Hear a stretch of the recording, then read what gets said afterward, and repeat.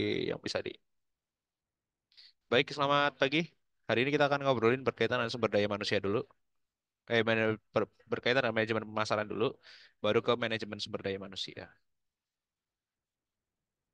Apakah share screen saya sudah terlihat? Terlihat, Pak.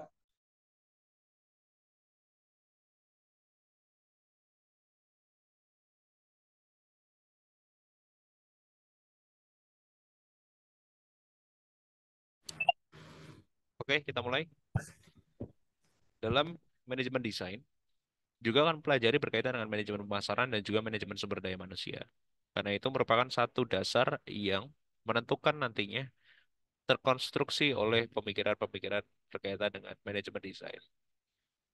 Pertama, berkaitan dengan manajemen pemasaran, kita akan mengakar atau akan berawal dari mendefinisikan pemasaran dulu. Yang disebut sebagai pemasaran merupakan rangkaian proses analisis, perencanaan, implementasi, dan pengendalian dari program-program diciptakan. Yang tujuannya adalah untuk membangun konstruksi dari perusahaan tersebut itu.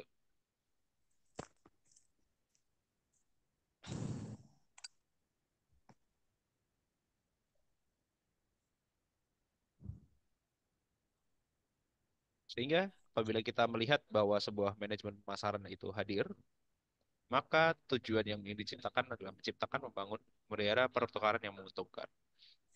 Nah, dasar dari pemasaran ini akan berbeda terkait dengan pemasaran, penjualan, dan branding.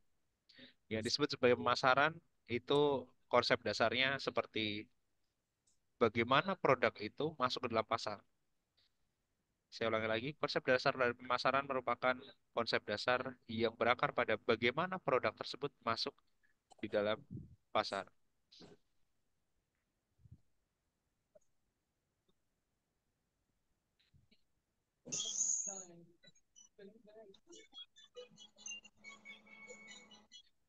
Sedangkan yang disebut sebagai manajemen pemasaran merupakan usaha untuk merencanakan, mengimplementasikan. Di dalamnya ada pengorganisasian, mengarahkan, mengkoordinasi, mengawasi, dan mengendalikan agar sebuah tujuan perusahaan itu tercapai. Itu manajemen pemasaran.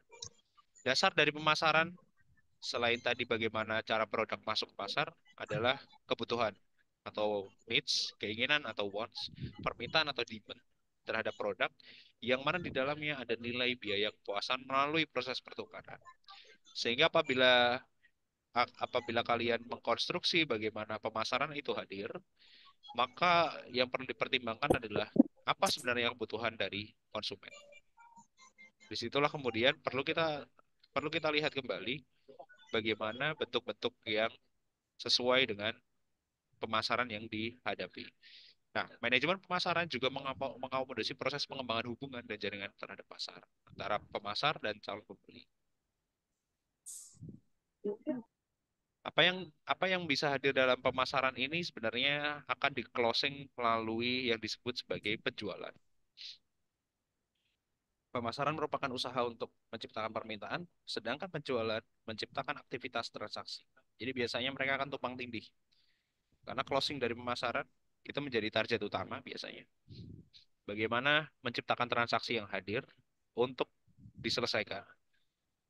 Dan yang paling membedakan dengan branding adalah branding itu menciptakan nilai, pemasaran menciptakan permintaan, penjualan menciptakan transaksi, branding menciptakan nilai. Sehingga ide-ide yang hadir pada satu brand atau satu produk tertentu itu adalah tugas dari branding. Dan biasanya di branding itu yang sesuai. Tapi kita juga harus belajar bagaimana cara produk itu dipasarkan. Itu semua kan berkaitan dengan perkembangan-perkembangan marketing 1.0 sampai 5.0 sebenarnya. Bukan hanya 4.0, tapi 5.0. Marketing 1.0 itu akan berbasis pada produk centric, yaitu sentralnya ada produknya. Contoh, di awal abad 16, 17, es batu itu diambil dari kutub utara. Dia tidak bisa dikonstruksikan atau tidak bisa dibuat dari kulkas ataupun freezer. Sehingga produk yang dijual ya hanya itu, tidak ada penawaran yang lain. Gitu. Sering berkembangnya waktu, es batu akhirnya bisa diciptakan dari freezer, maka akan berkutat pada permintaan dari konsumen. Maka marketing 2.0 muncul. Bagaimana consumer centric itu atau sentralnya pada konsumen itu menjadi hal yang penting dalam penciptaan produk ataupun dalam memasarkan sebuah produk. Dari situ kemudian ada banyak sekali pilihan kulkas-kulkas yang ada, sehingga menciptakan ciri khas dari setiap Soalnya yang agak pembuat aneh desain. ya. Acer. Ya MMA. Ya mau aja. Saya berasa Entar ada tergantung. sesuatu. Saya berasa ada sesuatu di tempat yang lain. Oke, next. Bagaimana pemasaran 2.0 itu berkaitan dengan banyaknya produk sehingga mereka menciptakan ciri khas. Nah, ciri khas itulah kemudian branding masuk. Keilmuan branding itu masuk. Keilmuan dalam artian concern terhadap branding itu hadir. Sehingga marketing 3.0 itu akan bertujuan pada purpose atau tujuan, sentralnya pada tujuan. Itu 3.0. Kemudian perkembangan perkembangan marketing atau perkembangan dari pemasaran itu menjadi sangat sangat luas sekali masuk ke dalam dunia digital di 4.0. Tapi target market yang dihadirkan cukup spesifik di dalamnya. Misalkan ke orang-orang yang melek digital dan lain sebagainya. Karena semua orang sekarang hari ini memegang HP, banyak yang memegang sebenarnya, bukan semua orang, banyak memegang HP, maka muncul marketing 5.0 berbasis pada data atau data centric. Jadi saya ulangi lagi, marketing 1.0 itu berkutat pada produk centric, 2.0 itu akan berkutat pada consumer centric atau konsumennya. Yang ketiga titik nol adalah purpose centric. Dan 4.0 digital centric, sedangkan 5.0 itu akan berbasis pada data centric. Jadi lebih spesifik dan makin makin apa ya? Makin canggih lah bahasanya. Gitu. Nah, dalam marketing pun ada istilah marketing above the line, yaitu yang biasanya disebarkan melalui secara luas segmentasi pasarnya ke media elektronik. Saya ulangi lagi, marketing above the line. Kuncinya ada pas segmentasi pasar sebenarnya. Bagaimana segmentasi pasar ini menjadi sangat sangat urgensial dan mampu memutuskan satu hal yang kita sebut sebagai segmentasi di akhir nanti. Kemudian ada marketing through the line atau online, proses pemasaran yang segmentasi pasar yang spesifik yang menggunakan ruang media maya seperti email, sosial, media, marketplace, kemudian website. Nah, ini kalau sudah masuk ke dalam wilayah ini adalah marketing 4.0, di mana digital menjadi sangat tinggi di situ. Dan marketing below the line, media ruang fisik. Ada showroom, toko, pasar, door to door. Nah, yang kita bicarakan tiga hal ini itu marketing pada wilayah 4.0. Marketing 5.0 itu akan berbasis pada AI atau AI lah, bahasa Indonesia ini. Pada AI. Sehingga seleksi terhadap siapa target marketnya itu akan lebih spesifik lagi. Misal kepada mahasiswa ITERA gitu, yang ada di DKV, kan target marketnya ke kalian. Nah, tujuan dari manajemen pemasaran itu adalah menciptakan permintaan didasari aspek kebutuhan dan keinginan manusia.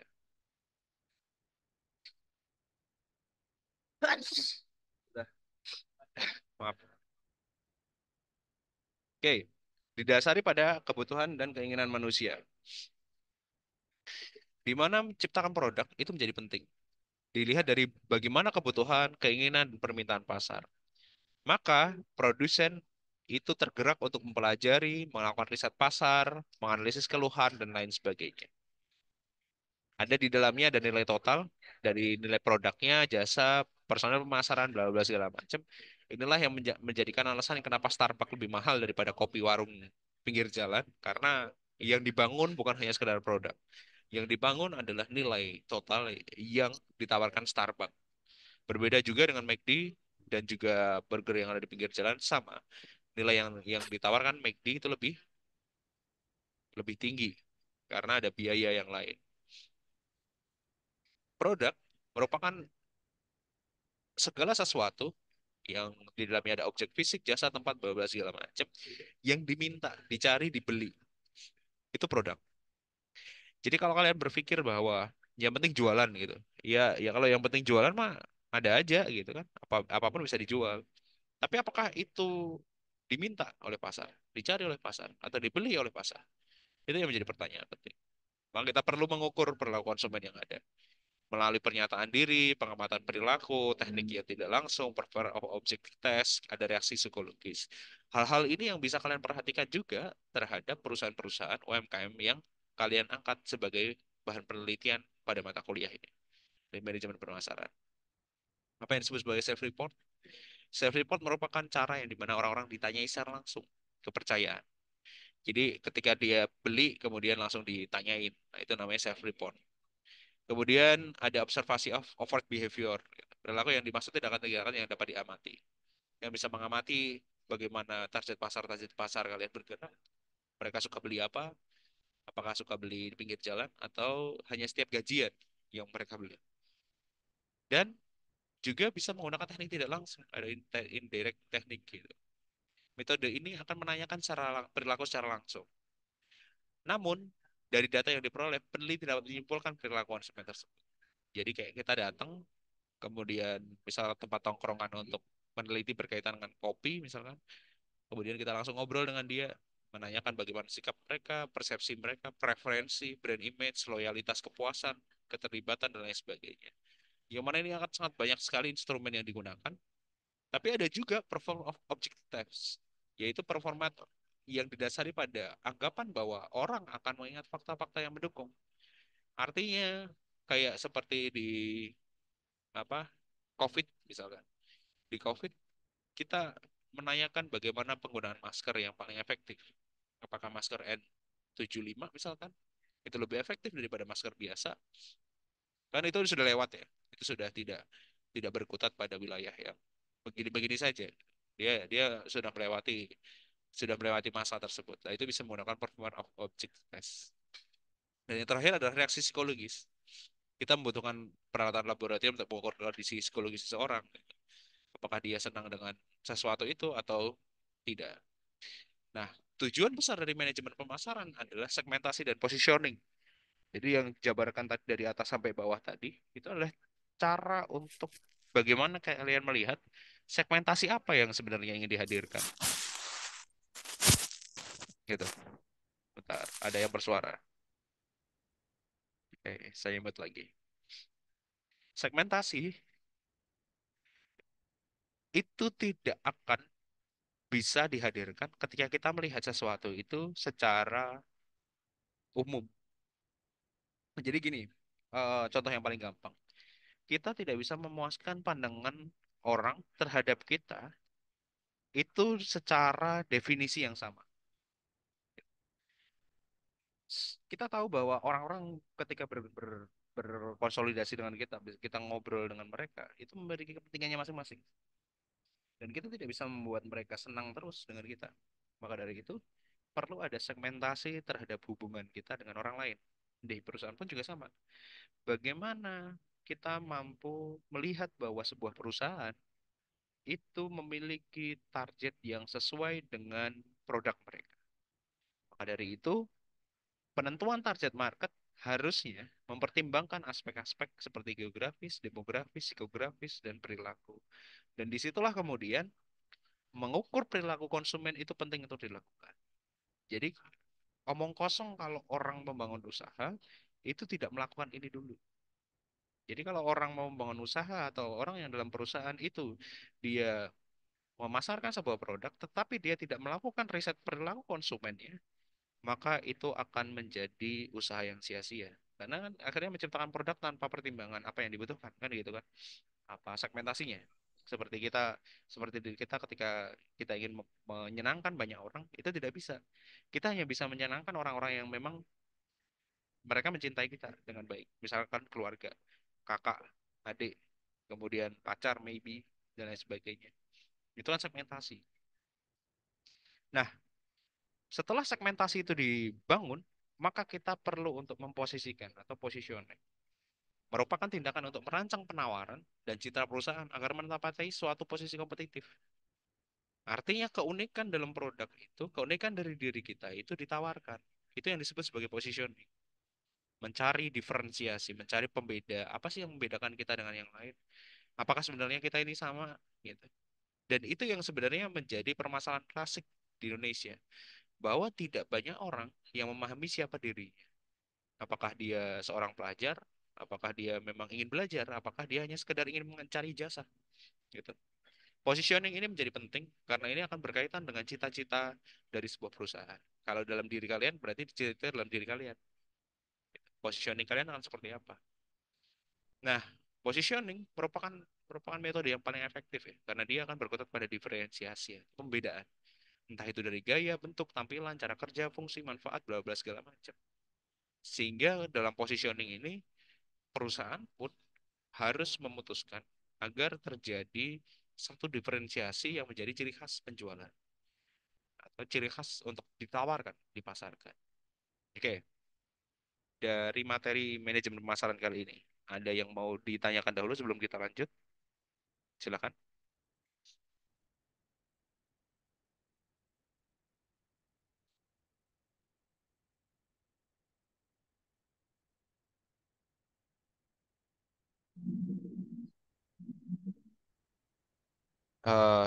Aulia mencoba berbicara kah? Oh enggak. Ada yang mau ditanyakan dulu berkaitan dengan manajemen pemasaran kali ini?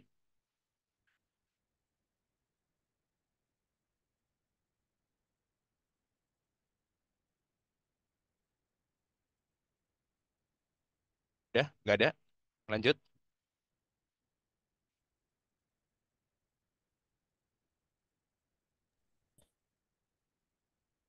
Ada yang mau ditanyakan dahulu? Silakan. Siapapun. Baik Pak, izin bertanya. Silakan, Dev. Pak, izin bertanya Pak. Tadi kan Bapak sempat menyinggung tentang pribadi kayak gimana ya? Kayak misalnya kita sama orang itu beda, ada perbedaan gitu. Nah dari situ kita bisa buat suatu satu kayak rencana perusahaan gitu. Nah untuk itu kalau misalnya nih Pak kita tertarik atau punya bidang di sesuatu suatu hal, tetapi itu udah enggak, tapi yang kita tertarik ini, yang warna kita diri kita ini bukan ini, udah enggak sesuai zaman lagi Pak. Misalnya kita tuh sukanya di tahun 90-an, apakah itu masih efektif untuk dijalankan gitu Pak? Oke, pertanyaan Deva adalah apabila kita suka dengan vintage, gitu, sesuatu suka dengan hal masa lalu, apakah itu masih relate atau masih bisa ditekuni sampai hari ini? Kira-kira gitu ya, Dev? Ya Pak, benar Pak. Ah, kalau menjawab itu maka akan sangat bergantung pada trendsetter yang sedang hadir. Contoh, contoh yang gampang gini. Pada 2020 pandemi, 2019, 20, 21, 22 itu flat design masih sangat diminati. 2016, 2017, Wedas Pop Art Portrait atau WPAP banyak banget dinikmati. Iya nggak? Kemudian tahun 90-an, sablon masih banyak diminati. Apakah kita ketika kita belajar belajar ke vintage itu atau belajar pada masa lalu itu akan terlekang oleh zaman gitu? Saya menganut satu pemikiran bahwa sejarah itu akan selalu berulang. Jadi sesuatu hal yang pernah terjadi pada masa lalu, polanya itu akan selalu berulang. Dan itu penelitian yang memang panjang, yang juga banyak sekali yang hadir. Tetapi pada intinya adalah konstruksi dasar dari pemikiran manusia itu akan terus up to date sesuai dengan perkembangan zaman.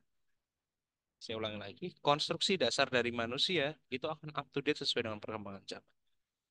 Gaya boleh berbeda, aplikasi media boleh berbeda. Yang tadinya non digital atau yang melalui hand drawing itu boleh berbeda. Tetapi pengalaman ketika kita menggoreskan pensil atau menggoreskan kuas atau menggoreskan drawing pen dalam media gambar itu tidak akan bisa tergantikan. Pengalaman-pengalaman seperti itu tidak akan bisa tergantikan. Maka muncullah tablet yang memang dia digunakan untuk ilustrator gitu. Jadi ketika dia menggores tuh kayak sama kayak rasanya menggores di kertas dan lain sebagainya.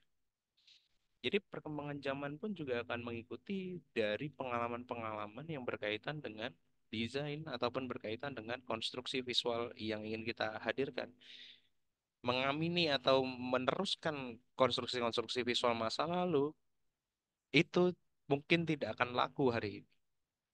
Tetapi itu akan menjadi sebuah pembelajaran untuk bisa memahami bagaimana sebuah hal itu diciptakan.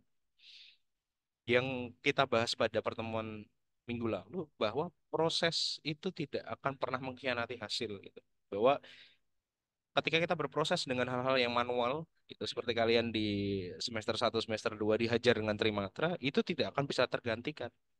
Mau kalian lulusan S1 di KP kemudian hadir pada wilayah-wilayah yang digital hari ini, maka proses manual itu tidak akan bisa tergantikan dan itu akan menjadi ciri khas dari setiap orang atau setiap manusia. Setiap ciri khas itu memiliki target marketnya sendiri-sendiri. Jadi jangan berpikir bahwa semua orang akan suka dengan kampanye dari Gibran. Semua orang akan suka dengan kampanye dari Anies Baswedan. Atau semua orang akan suka dengan kampanye dari Ganjar. Setiap dari mereka itu memiliki segmentasi masing-masing. Ada yang memang benar-benar suka dengan kayak kekinian, viral gitu. Kayak lagunya di eh, Paslon nomor 2 gitu, Gibran dengan Oke Gasnya. Tapi berbeda dengan Ganjar yang lebih suka dengan mengangkat kejawaannya sehingga menggandeng trio macan, kemudian mereka menciptakan karya yang mengadopsi lagunya dari lagu-lagu Jawa yang dengan lirik pemilihan ke mereka. Nah, hal-hal seperti itu menurut saya akan terus langgeng polanya. Jadi kalau kita ngomongin tentang tentang bagaimana permasalahan-permasalahan penggunaan gaya-gaya masa lalu itu akan terus langgeng apabila dia hadir pada wilayah yang tepat. Nah, inilah perlu kecerdikan dari peneliti, researcher ataupun seorang kreatif. Kebayang nggak sih? Dan pada dasarnya adalah analisis dari diri kita sebenarnya. Kalau kita yakin mah hajar aja. Toh tidak ada yang bisa mengalahkan keyakinan diri kan. Hanya masa lalu aja yang bisa. Oke, ada lagi? Ada lagi Dava, ada ini lagi, ada feedback dulu.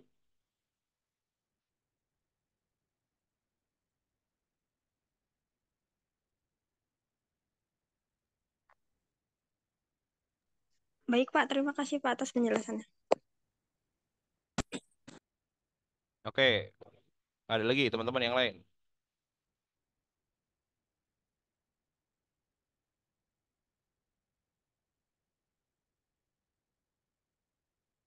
Sebelum kita lanjut, ada lagi yang berkaitan dengan manajemen pemasaran. Jadi manajemen pemasaran itu tidak hanya dituntut pada orang-orang yang ada di pemasaran, tapi desainer juga dituntut untuk berpikir lebih. Jangan mengikuti tren pasar karena itu terlalu menjebak. Boleh ikut, tapi perlu dipikirkan lagi gimana sebenarnya diri kalian. Karena yang mendiferensiasi diri kalian dengan orang lain itu hanya diri kalian sendiri yang tahu, bukan orang lain.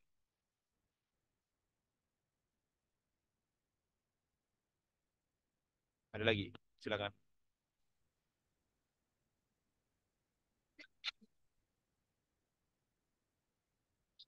Ada lagi. Nih, Muhammad Iskandar mau ngomong? Oh enggak ada suaranya. Oke, kalau nggak ada, mari kita lanjut ke materi berikutnya berkaitan dengan manajemen sumber daya manusia. Nah, ini tugasnya.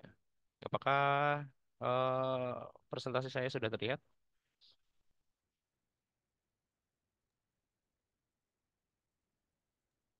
Sudah, Pak.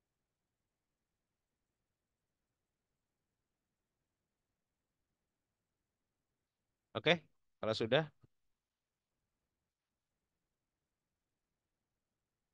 Kita masuk ke manajemen sumber daya manusia.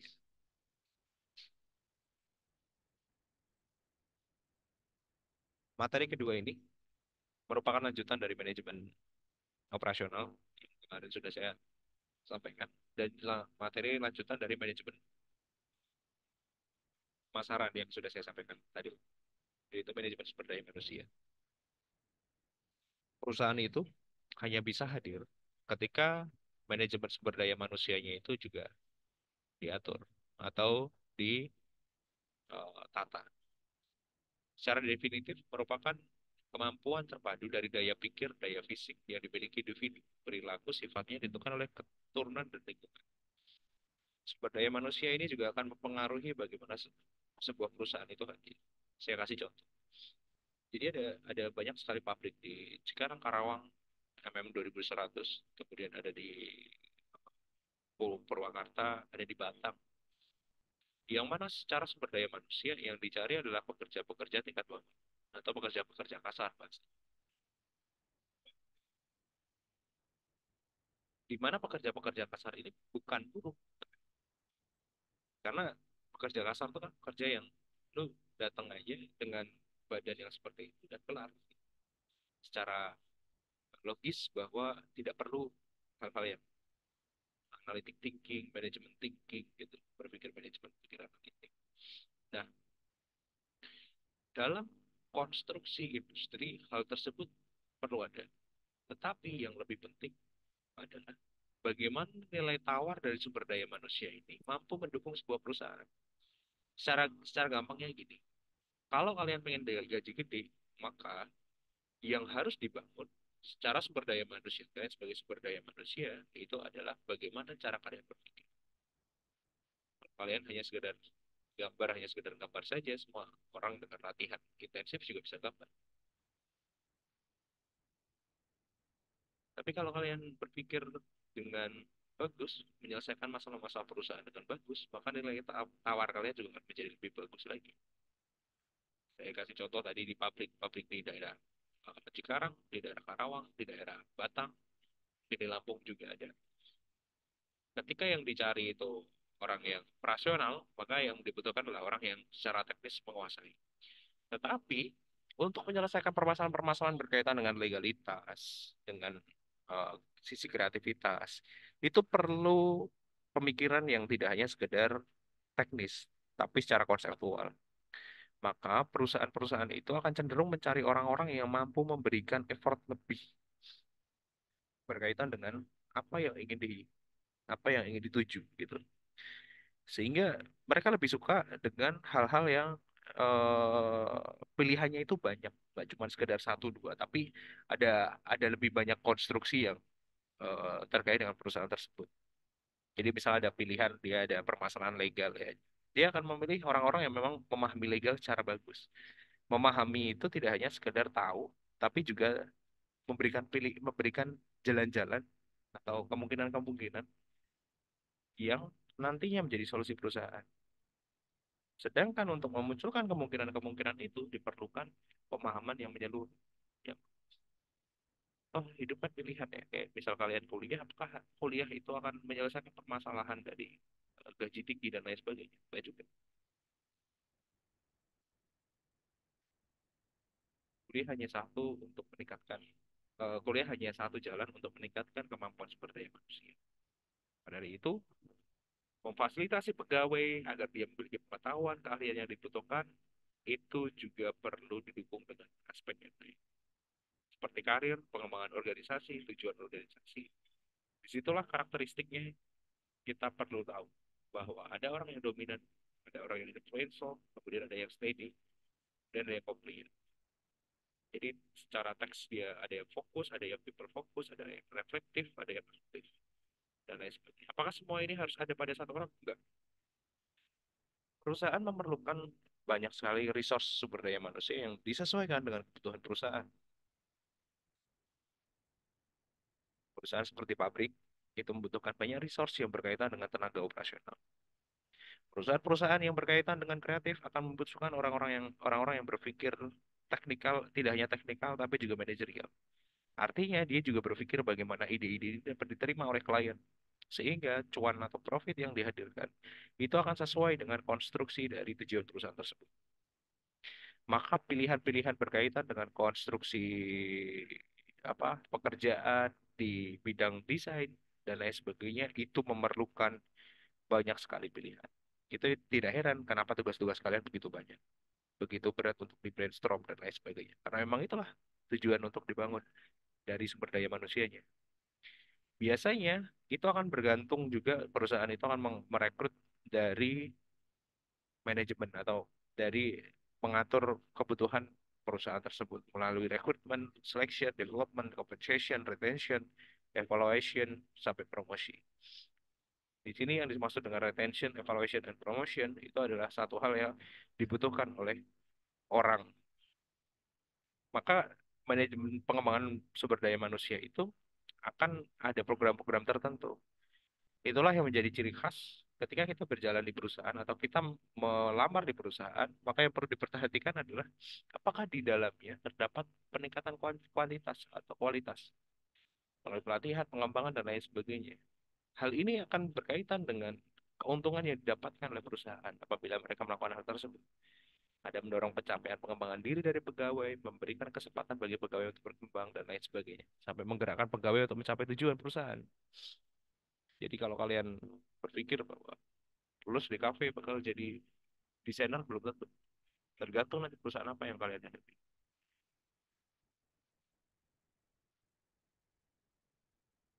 Kemudian tujuannya adalah untuk meningkatkan produktivitas kerja, meningkatkan efisiensi, kemudian mengurangi tingkatan kecelakaan, meningkatkan pelayanan, menjaga moral, dan meningkatkan karir sebagai pegawai. Dari tujuan dan juga dari keuntungan yang saya paparkan ini adalah dari sisi perusahaannya. Sedangkan dari sisi personal, maka kita harus pahami dulu bagaimana seseorang itu bisa bekerja dengan tidak hanya sekedar bekerja, tapi juga memiliki ciri khas masing-masing. Orang bekerja itu biasanya akan dilihat dulu apakah dia cukup fisiologisnya dia, makan tidur, pakaian, segala macam. Kemudian setelah fisiologis ada rasa aman, ada keteraturan, stabilitasnya, gaji tetap, pokok, dan lain sebagainya. Kalau dari sisi sosial seperti apa? Dari sosialnya dia, misalkan dia dari kelas menengah ke bawah, ada relasi di dalamnya, ada afeksi yang hadir di dalamnya. Yang tidak kalah penting adalah penghargaan yang hadir sampai pada titik aktualisasi diri bahwa dia bisa menjabat misalkan sebagai direktur atau sebagai head of kreatif gitu. Itu untuk pengembangan diri, pemenuhan ideologi, pemenuhan ambisi lah. Kan akhirnya lagunya 420 bahwa kita bukan sapi yang diperas terus ya. Jadi tujuan dari memahami ini adalah bagaimana kita mampu mendiferensiasikan bahwa pekerjaan itu bukan sesuatu hal yang menghabiskan tenaga saja, tapi juga merupakan bagian dari hidup yang akhirnya membawa kalian pada impian-impian kalian. Menjadi seorang desainer yang terkenal, menjadi seorang pemikir yang bagus, menjadi apapun yang ingin kalian dapatkan. Hal ini yang tidak didapatkan di Indonesia sebenarnya. Agak sulit sebenarnya. Kenapa? Karena ambisi kita kan cukup gampang. Kerja cari duit, cuan, kelar gitu. Nggak kayak gitu sebenarnya. Uang hanya alat. Selebihnya adalah ambisi kita untuk mendapatkannya. Nah, dewasa ini memandang perkembangan terbaru memandang SDM bukan sebagai sumber daya doang, gitu. Melainkan modal atau aset perusahaan untuk berkembang. Makanya disebut sebagai HR, Human Resources. Disebut bahwa dia disebut sebagai HC, Human Capital. Yaitu tidak hanya sekedar orang mau bekerja, tapi bagaimana orang mau mendedikasikan dirinya dalam pekerjaan tersebut. Secara secara gampang ini, orang yang dengan motivasi kerja tinggi, yang dia memiliki impian untuk menjadi sesuatu, itu jauh lebih dihargai dibandingkan orang yang bekerja hanya asal bekerja. Hal tersebut merupakan titik poin untuk yang seperti pada manajemen pemasaran tadi, mencari positioning dengan segmentasi yang sesuai. Sehingga kualitas kehidupan kerja apabila kita bisa manajemen sumber daya manusia dengan baik, maka dia mampu memberikan gaya kepemimpinan. Kan mendasari bahwa setiap orang itu adalah pemimpin gitu kan. Lima pemimpin bagi keluarganya. Maka dia akan meningkatkan kualitas kehidupan kerjanya dia.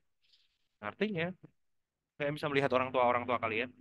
Mungkin dari kalian ada yang orang tuanya memang fighter gitu kan, bekerja dari bawah. Itu kan tujuannya adalah untuk meningkatkan kehidupan. Yang bisa lihat bagaimana mereka mengamankan diri kalian, menyekolahkan kalian di ITERA, kemudian memberikan kalian kesempatan untuk belajar dan lain sebagainya. Itu untuk meningkatkan kualitas kehidupan. Nah, kurang-kurangnya ada 8 quality of work life atau 8 kategori dari kualitas kehidupan kerja. Yang pertama adalah adequate and fair compensation, yaitu kompensasi atau gaji yang sesuai dengan tupoksi yang kita terima. Kemudian ada a safe and healthy environment, ada lingkungan yang aman dan juga sehat, ada job development human capacities, artinya pekerjaan-pekerjaan yang mendevelop, yang mengembangkan kapasitas diri, dan juga ada change for personal growth, artinya ada kesempatan nih, kalau gue di perusahaan ini gue bakal kayak gini, atau gue bisa dapetin project ini dan lain sebagainya. Kemudian ada social environment atau lingkungan sosial yang tujuannya adalah untuk membangun personal identity, freedom from prejudice, and a sense of community and upward mobility. Di mana kalian bisa mengembangkan diri, kemudian bisa melihat orang-orang yang di sekitar kalian itu sama, dan juga kualitas dari kerja ini dipengaruhi kategorinya itu adalah professionalism atau peraturan-peraturan kerja yang berbasis pada peraturan. Dapat BPJS lah, keamanan kerja dan lain sebagainya. Kemudian ada work role that minimizes environment on personal leisure and family needs. Artinya kerja itu juga harus mempertimbangkan bagaimana keseimbangan antara dunia kerja dengan dunia hidup kalian. Ada social responsibilities, organization action. Jadi ada juga eh, responsibilitas dari organisasi untuk bersosial, kekeluargaannya, kemudian aksi-aksi untuk memperkuat antar personal di pekerjaan dan lain sebagainya. Nah, disitulah muncul kepemimpinan yang dibutuhkan. Ada merupakan kemampuan kecerdasan seseorang untuk bekerja, melaksanakan kegiatan yang terarah pada tujuan yang bersama. Disinilah yang kemudian menjadi masalah. Ya, masalah dalam pekerjaan apabila kita melihat bahwa gaya kepemimpinan itu ada banyak. Ada yang kepemimpinan kontinum, ada manajerial, ada kepemimpinan demokratis dan otoriter. Dalam kepemimpinan kontinum, kita akan melihat bahwa pekerjaan itu didistribusikan secara sepihak oleh kepemimpinan untuk dapat dikerjakan oleh bawah. Sedangkan managerial grid itu akan cenderung untuk dibagi sesuai dengan bidangnya dia. Tapi juga ada gaya kepemimpinan demokratis layaknya di Indonesia, itu menawarkan kepemimpinan demokratis, di mana setiap orang memiliki hak yang sama untuk memilih atau memutuskan satu keputusan. Dan ada juga ada gaya kepemimpinan otoriter. Tahu sendiri, kalau otoriter kan berarti kan semua berbasis pada pemimpin. Apa-apa tugasnya dari pemimpin. Apa yang ditugaskan pemimpin itu harus dilaksanakan. Nah, masing-masing gaya kepemimpinan ini memiliki plus minus sesuai dengan target market atau target eh, tujuan dari perusahaan. Saya kasih contoh, misalkan kepemimpinan demokratis, ini plusnya adalah kalian bisa sebagai sebagai pekerja itu bisa memberikan usul atau bermusyawarah pada pemimpin di atas kalian levelnya. Di mana belum tentu kepemimpinan ini juga mampu memutuskan secara cepat. Sedangkan apabila ada pada kepemimpinan otoriter, plusnya adalah semua itu akan bergantung pada satu tujuan yang sama. Kalau pemimpinnya bagus secara otoriter, maka dia akan bisa mencapai tujuan perusahaan dengan lebih cepat. Contoh ketika COVID. Negara-negara yang menggunakan sistem demokrasi ketika COVID akan banyak sekali suara-suara untuk solusi atas COVID itu sendiri di tahun 2019, 2020. Sedangkan mereka negara-negara yang otoriter cenderung lebih cepat penanganannya. Cina, Rusia. Karena secara otoriter mereka memberikan gambaran yang jelas akarnya mau kemana. Misalnya yang baru masuk langsung isolasi dan lain sebagainya. Nah, kalau dalam perusahaan pun juga akan sama. Apabila dia secara demokratis, maka akan banyak sekali suara yang hadir di situ. Kerjaan cenderung akan lambat. Sedangkan kalau otoriter akan lebih cepat. Berbeda dengan pimpinan kontinu ataupun manajer grid yang dipaksakan untuk ditanggung jawabkan pada orang-orang yang di sekitarnya dia sesuai dengan konstruksi dari perusahaan tersebut. Nah, pertanyaannya adalah bagaimanakah gaya kepemimpinan yang tepat untuk produksi atau untuk perusahaan-perusahaan yang bergerak pada bidang kreatif, industri DKP gitu. Ada produksi periklanan, ada produksi film, desain grafis, animation, ilustrasi, method reality, virtual reality, ada usaha rental, jual beli komoditas DKP dan lain sebagainya. Kira-kira gaya kepemimpinan apa yang paling tepat menurut kalian? Ada yang mau kasih usul? Silakan. Atau yang memberikan pandangan? Saya ulangi lagi, gaya kepemimpinan apa sih yang sebenarnya tepat untuk memanajemen sumber daya manusia di perusahaan di kafe gitu? Silakan.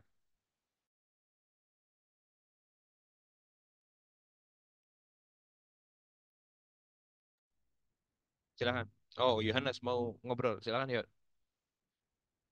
Oh, ada Mufti. Silakan, Muf.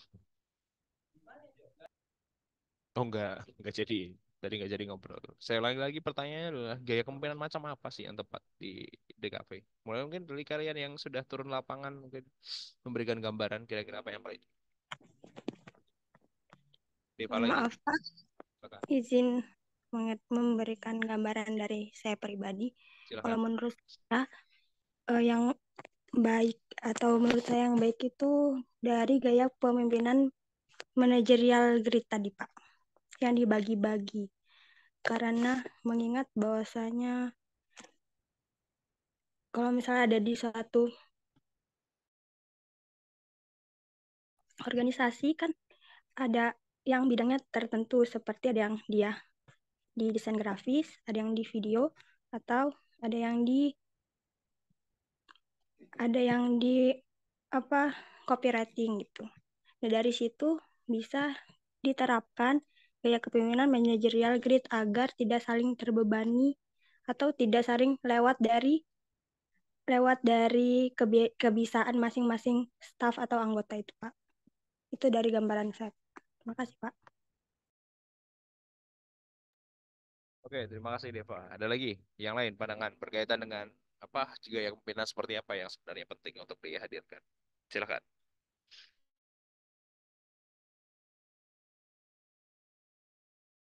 Hanya Deva aja. Yang lain, yang dari penelitiannya.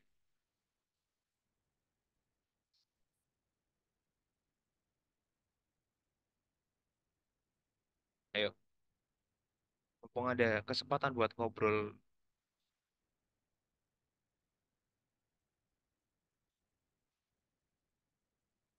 Ini dari teman-teman yang lain. Ini dua kelas tapi cuman beberapa doang yang mau ngobrol. Kira-kira dari yang meneliti komik, yang studio komik atau yang meneliti studio animasi misalkan. Silakan gaya kepemimpinan apa yang kira-kira tepat.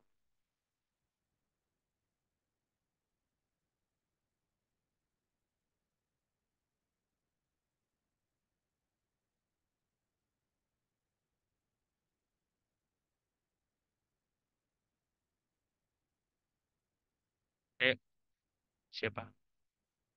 Silakan.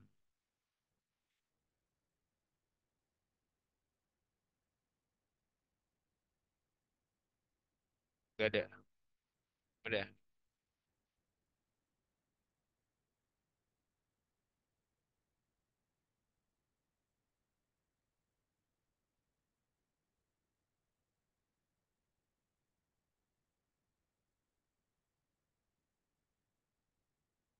Oke, kalau nggak ada kita lanjut dulu. Jadi tadi ada satu pandangan yang managerial grid. Jawaban dari pertanyaan berkaitan dengan gaya kepemimpinan apa yang paling tepat ini akan sangat bergantung pada sumber daya manusia yang ada.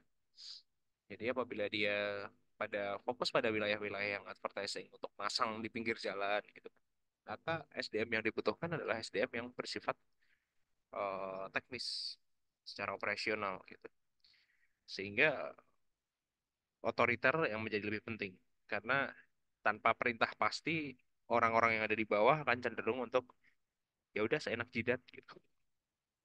Kebayang gak sih? Jadi orang orang akan cenderung untuk gue kerja semau gue. Itu yang menjadi masalah juga. Tapi berbeda dengan yang di wilayah tadi ada benar manajerial grade apabila dia setara ya. Jadi bidangnya setara. Jadi misal contoh eh, produksi di studio desain yang memproduksi ide-ide kreatif berkaitan dengan ide kampanye, kemudian ide peluncuran, launching produk dan lain sebagainya. Itu cenderung untuk yang manajerial grade. Maka jawabannya adalah sesuai dengan kebutuhannya kayak gimana. Disitulah yang kemudian akan munculkan budaya kerja. Ini ada didefinisikan sebagai ide-ide yang kolektif, yang mana akan mempengaruhi tindakan, komunikasi, umpan balik, dan kelompok tertentu. Terkristalisasi dalam nilai-nilai, norma atau kredo. Nah, budaya kerja ini juga sifatnya merupakan kebiasaan, gitu. Jadi kayak misalkan kalian kerja dengan budaya orang Jepang, itu kan berbeda dengan budaya kerja dengan orang-orang di Cina atau di Korea. Bahkan di Indonesia sendiri juga berbeda. Kalau kalian pengen lihat bagaimana budaya kerja orang Indonesia, lihat aja PNS gitu kan. PNS itu kan budaya kerja, hasil budaya kerja Indonesia. Tapi di Indonesia sendiri itu juga sudah ada budaya kerja K3LH, yaitu kesehatan, keselamatan kerja dan lingkungan hidup. Dan ada adopsi dari budaya kerja dari Jepang berupa 5R. Ada ringkas, rapi, resik, rawat, dan rajin.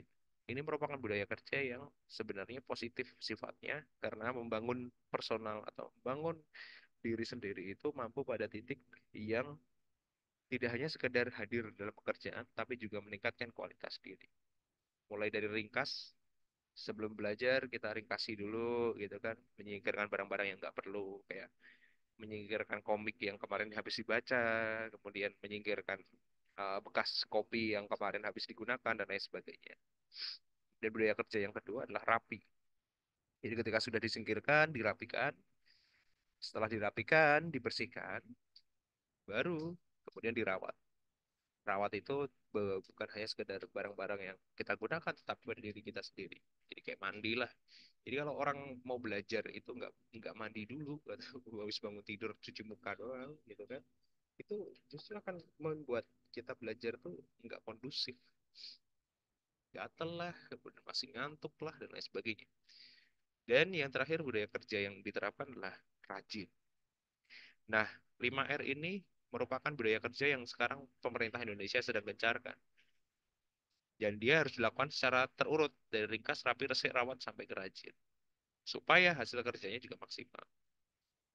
Unsur pentingnya dari budaya kerja dan nilai-nilai yang hadir, kemudian sumber daya manusia aparaturnya yang sesuai, dan institusi atau sistem kerjanya yang akan membangun.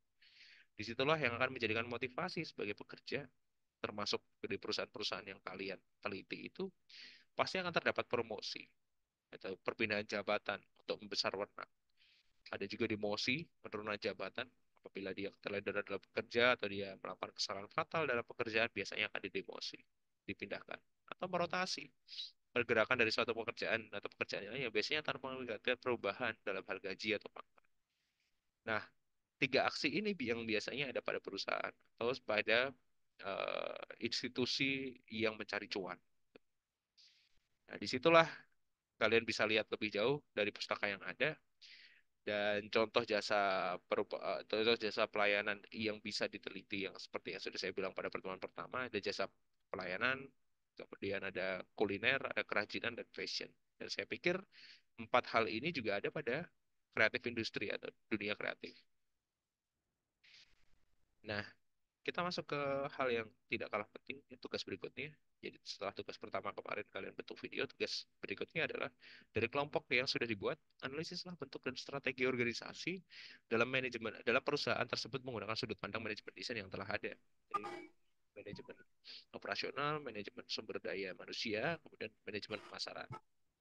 Pertama deskripsikan dulu company profilnya, kemudian pembahasan analisisnya berupa manajemen operasional disertai dengan bukti operasional yang berjalan, kita bisa memfoto kegiatan mereka, memberikan gambaran bagaimana operasionalnya, kemudian sumber daya manusianya disertai dengan bukti wawancaranya atau struktur perusahaan.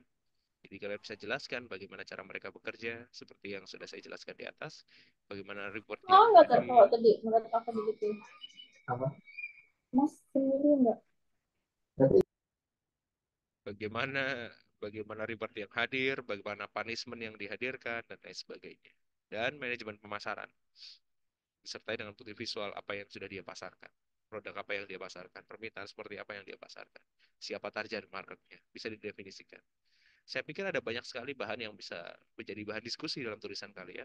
Ditulis dengan menggunakan Word minimal 3.000 kata, dikumpulkan pada email dkp1.tanggal 2019 yang paling lambat dikumpulkan di hari Rabu tanggal 28 Februari 2024 jam 23.59 atau sebelum berganti hari Kamis.